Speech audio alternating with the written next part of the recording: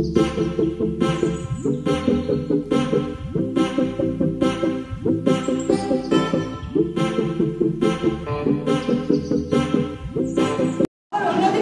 কারণ হচ্ছে অশিক্ষা ও সামাজিক কুসংস্কার।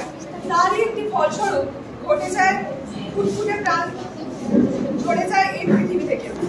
তারই একটি দৃষ্টান্ত আজকে দেখবো নাটকের মধ্য দিয়ে। শুরু হচ্ছে আজকের নাটক বাল্য বিবাহ।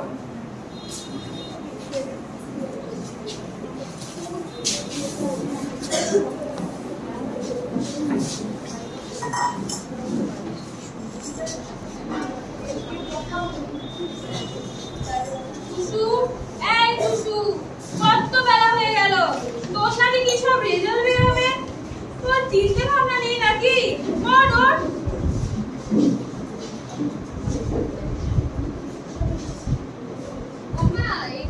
ভোরবেলা তোর রেজাল্ট বেরোবে, তোর চিন্তা ভাবনা নেই?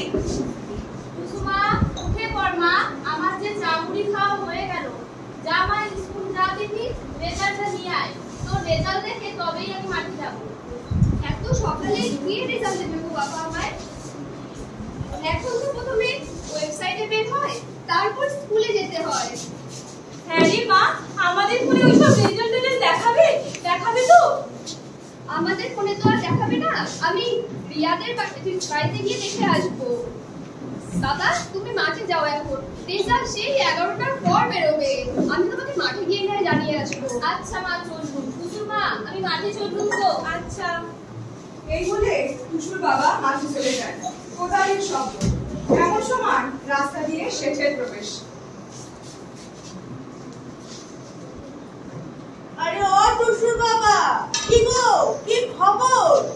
আগে বাবু এই চলে যাচ্ছে। বাবু আমাকে একটু সময় দিন, আমি আপনার বাকি টাকাগুলো শোধ করে দেব। আরে ঠিক আছে, তুমি সবসময় একটু ভয় পাও কেন বলে দেখিনি? তোমার কাছে কি সবসময় আমি ওইসব লেনদেনের কথা বলতে আসি?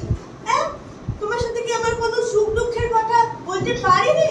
আগে বাবু বলেন, কি বলবেন? আরে দূরে দাঁড়িয়ে কি সবসময় ওসব কথাবার্তা বলা যায়? কাছে এসে বসো, বসে কথা হবে। বাবু এখানে বসবেন? দাঁড়ান, আমি আমার গামছাটা কেটে দিচ্ছি। আরে ঠিক আছে, টাকা মাটি, মাটি টাকা, ধুলোবালি নিয়ে অত ভয় পেলে হয় নাকি? হ্যাঁ, কালো দাগ তো মানুষের মনে তো। আচ্ছা বলো, তোমার মেয়ের বয়স কত যেন কত হলো? আগে বাবু এই তো সবে 16 হলো। আরে বলো কি, সবে 16 বলে কিছু হয়? মেয়ের বিয়ের কথা ভেবেছো? বাবু মেয়েটার বিয়ে থার কথা তো ভাবিনি। মেয়েটা যে আমার পড়াশোনা করতে চায়। আজ ওর মাধ্যমিকের রেজাল্ট। আর বাবু আমার তো আর তত সামর্থ্য নেই। আর গিন্নির গয়নাগুলো তো আপনার কাছে বন্ধক রাখা। আরে সেসব নিয়ে তোমাকে অত ভাবতে হবে না। আমার কাছে একটা ভালো খবর আছে, বলি তবে শোনো। আমার হাতে একটা ভালো ছেলে আছে, তোমার মেয়েটার বিয়ে দিয়ে দাও। তোমার যে চাষের অবস্থা, লাভ হবে বলে তো মনে হচ্ছে। মেয়েকে অত পড়িয়ে কি হবে? মেয়ের বিয়েটা দিয়ে দাও। বাবু দুজন মার সাথে একবার কথা বলে দেখি। আরে ঠিক আছে, টুসুর মা কি বলো গো? হ্যাঁ, তিনি বয়স্ক মানুষ, তোমার মায়ের সাথে কথা বলো, তিনি যা বলবেন ঠিক বলবেন, বুঝেছো? তবে আজ আমি আসি, তুমি ব্যাপারটা একটু ভেবে দেখো।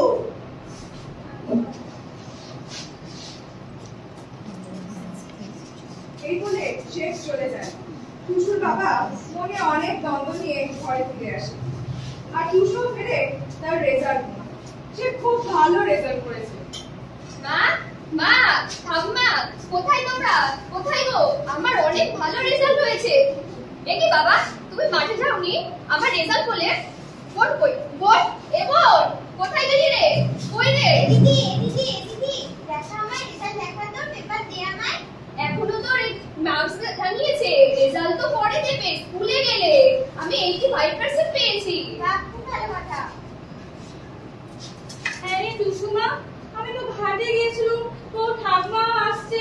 তুই পাস করেছিস তো? পাস করেছি মানে? আমি 85% পেয়ে পাস করেছি। বাবা তুমি বসে রয়েছো, তুমি কিছু বলবে না? তুমি খুশি হওনি? হ্যাঁ মা, কি বলছিস? আমি যে এতক্ষণ রেজাল্টের কথা বললাম, তুমি কিছু শোনোনি? হ্যাঁ মা, শুনেছি, খুব খুশি হয়েছি মা, খুব খুশি হয়েছি। এমন টুসুর ঠাকুমার প্রবেশ। কি রে, কি খুশি খবর? ঠাকুমা, আমি পাস করেছি। পাস করেছো, বেশ করেছো, এবার এত করো। ছাড় দেখি, ছাড়, আমার রাস্তা ছাড়, আমাকে যেতে দে। মা, আমি একটু পরে স্কুলে যাব। মা, একটা কথা বলবো? বলো বাবা। তুই এরপরে কি করবি? তুই কি আর পড়াশোনা করবি? এটা তুমি কি বলছো? তুমি তো জানতে আমি অনেক দূর পড়তে চাই, নিজের পায়ে দাঁড়াতে চাই। এরপর তোমাকে আর কোনো কষ্ট করতে হবে না। মা, আমি স্কুলে গেলাম। মা, একটু ভাত খেয়ে যা, আমি এসে খাবো, আমার দেরি হচ্ছে। টুসু স্কুলে চলে যায়। এরকম অবস্থায় টুসুর বাবা কপালে হাত দিয়ে চিন্তিত অবস্থায় বসে। হ্যাঁ গো, শুনছো? তোমার কি হয়েছে গো? তুমি এমন করে বসে আছো কেন? চিন্তা তো হয় গো, চিন্তা কি আর শেষ আছে? ভাবছি মেয়েটার বিয়ে দিলে কেমন হয়। বিয়ে? বিয়ে মানে? এখনই কিসের বিয়ে? মেয়ের এখনো বয়স হয়নি, তাও মেয়ে পড়তে যায়। তোমার মাথা বুদ্ধি বুদ্ধি লোক পেয়েছে নাকি? আরে দাঁড়াও দাঁড়াও, তুমি বুঝছো না, থামো। মা, মা, এদিকে আয় দেখি, তোর সাথে অনেক কথা আছে। হ্যাঁ, বল বল, আসছি। মা, যদি মেয়েটার বিয়ে দিই কেমন হবে? ভাবছি আবার কি, এত ডাগর মেয়েকে ঘরে বসিয়ে রেখে কি হবে? বিয়ে দিকে বিদায় করতে কি? আরে তোর মেয়ের বয়সে আমি 2 বাচ্চার মা হয়েছিলাম রে। কিন্তু মা, ও তো পড়াশোনা করতে চায়, ওর বয়সও হয়নি এখনো। তুমি না চুপ করো বৌমা, আয় ব্যয়ের দিকে খেয়াল আছে? বেশি আগ বাড়িয়ে কথা বলতেছে উনি। ও ঠাম্মা, এসব কি বলছো? দিদি কেন তোমরা বিয়ে দেবে? দিদি আমার অনেক দূর পড়াশোনা করবে। তুই চুপ কর চুটকি, বাপের ঘরে বসে বসে কতদিন খাবি তোরা? ওই বইয়ের পাতা চিবিয়ে চিবিয়ে খাবি? টুসুর বোন ধমক খেয়ে কাঁদতে কাঁদতে চলে যায়। তারপর মনের আনন্দে টুসু হাসে। এমন ভাবে টুকুর বেরিয়ে বিকেল হয়ে সন্ধ্যা হয়ে যায়। সন্ধ্যেবেলায় টুসু আর টুসুর বোন একসাথে পড়তে বসে। তারপর টুসুর বোন টুসুকে সবটা জানায়। এ দিদি জানিস তো, বাবারা তোর বিয়ে ঠিক করে দিয়েছে। দূর, এসব তো ভুলভাল কথা।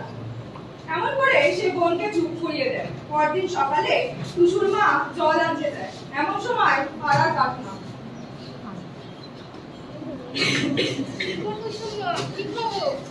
এই চলে যাচ্ছে আর কি।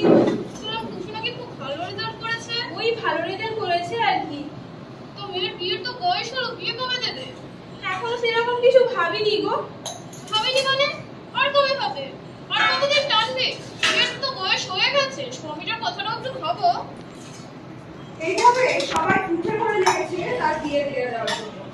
এই বিয়ের কথাটা সত্যি এবার টুসুর কানে যায়। তারপর শুরু হয় নানা অযৌক্তিক তর্ক বিতর্ক। বাবা, তুমি আমার বিয়ে ঠিক করেছো? কেন? কেন মানে? পাড়ার সব মেয়েরই তো বিয়ে হয়, তোরও বিয়ে হবে।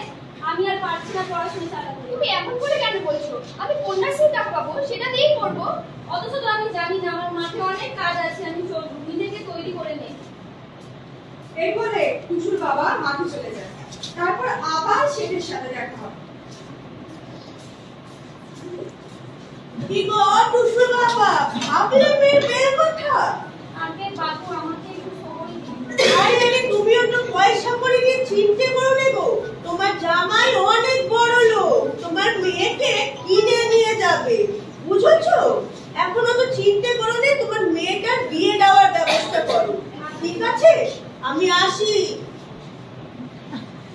এইভাবে চলে যায় প্রায় 1 মাস।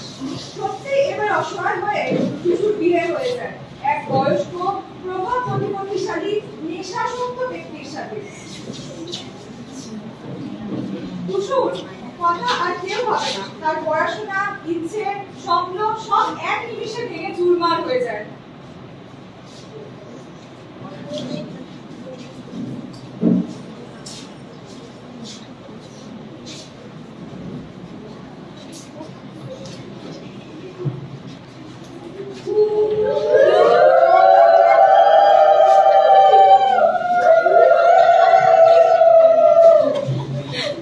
তারপর শুরু হয় শাশুড়ির অত্যাচার।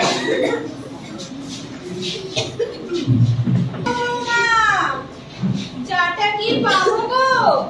সকাল করে দুপুর হয়ে গেছে, এখন যাবে তুমি। হরে কৃষ্ণ।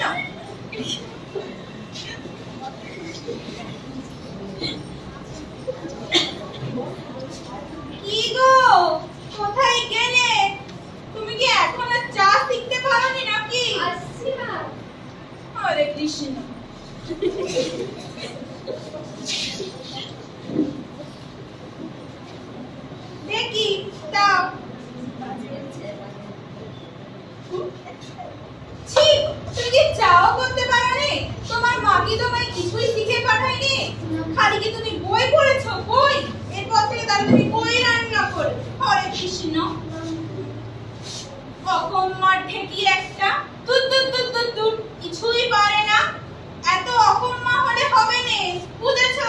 তাড়াতাড়ি যেন নাতির মুখটা দেখতে পাই। হরে কৃষ্ণ। এইভাবে চলে যায় প্রায় 6 মাস। অত্যাচার শুধুমাত্র শাশুড়ি নয়, এবার তার স্বামীও করতে থাকে। তাই সেরকমই একদিন সন্ধ্যেবেলায় তার স্বামী প্রবেশ।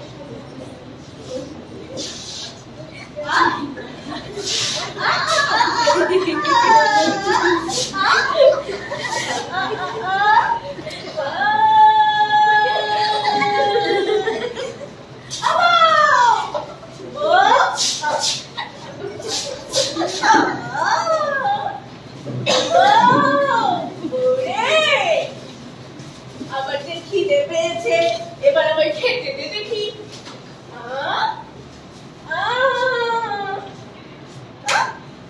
হতাম যদি তোতা পাখি,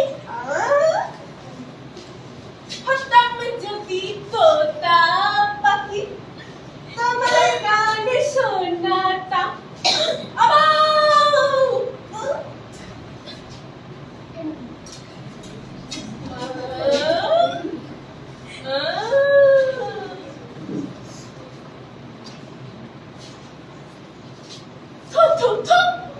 এটা কি রান্না হয়েছে নাকি?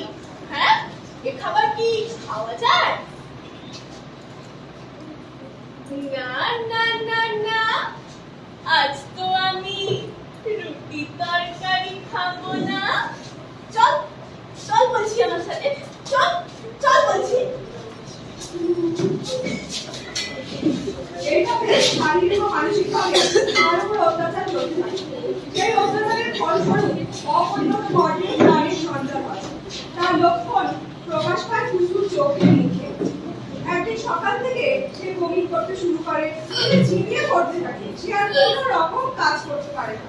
হঠাৎই একদিন শাশুড়ি সেই সব দেখে টনক নড়ে। ও খোকা, এদিকে একটু আয় দেখি বাচ্চা। আয় একটু এদিকে আয়। বল না বল। কি দুনো বউ বিয়ে করে এনেছিস বাবা? কিছুই পারেনি। অকম্মার ঠেকি একটা। একবার যা, তুই ডাক্তার দেখিয়ে আয়, নাহলে তো পাড়ার লোকের পরে ছিছি করবে। এখনো নাতির মুখটা দেখতে পেলুম না। হরে কৃষ্ণ। তা তুই কি বলিস, কোন ডাক্তার দেখাবো? কোন ডাক্তার আর দেখা? ওই তো এই সামনাসামনি বিনে পয়সায় যেখানে নিয়ে যাওয়া হয়। এইসব নাম টাম যেন বেশ বলে, ওইসব স্বাস্থ্য কেন্দ্র না কি সব নাম বলে না, ওখানে নিয়ে যে দেখিয়ে আয় ভালো করে একবার। হরে কৃষ্ণ। তবে তাই করি। হ্যাঁ, যা। টুসুর পর টুসুকে নিয়ে শুভ স্বাস্থ্য কেন্দ্রে নিয়ে যায়।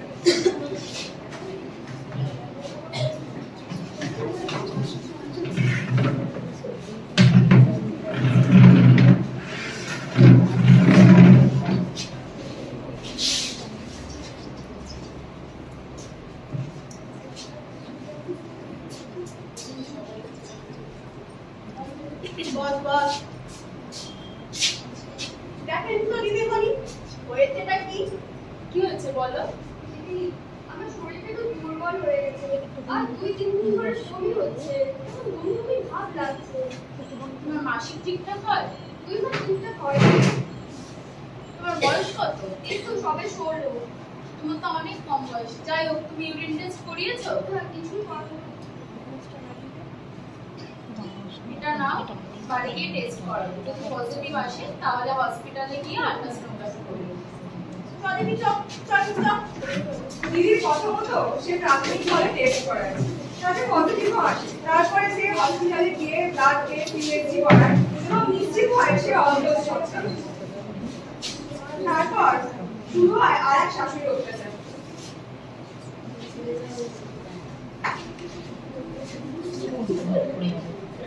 মা, আমাকে সেন্টারের ওই দিদি একটু ওষুধ নিতে যেতে বলেছিল।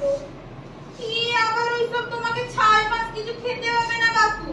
আমি ওইসব কিছু ছাই পাঁচ কিছু খেয়েছি না, তা বলে কি আমার বাপু রোগা হয়ে যেতে দেখেছো?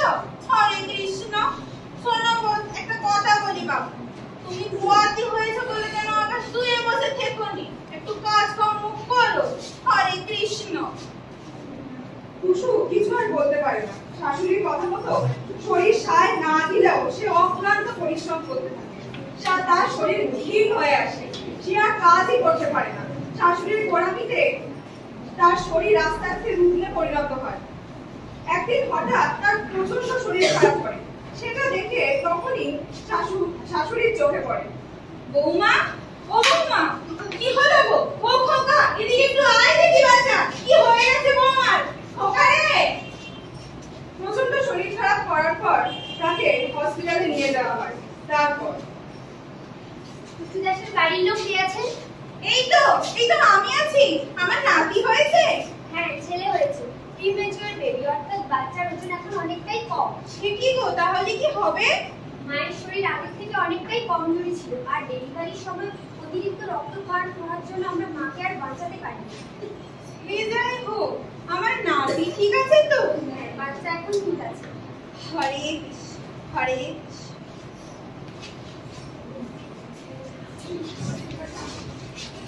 যারা আজকে এই নাটকে পার্টিসিপেট করেছে তাদের সকলকে মঞ্চে আসার জন্য অনুরোধ করব।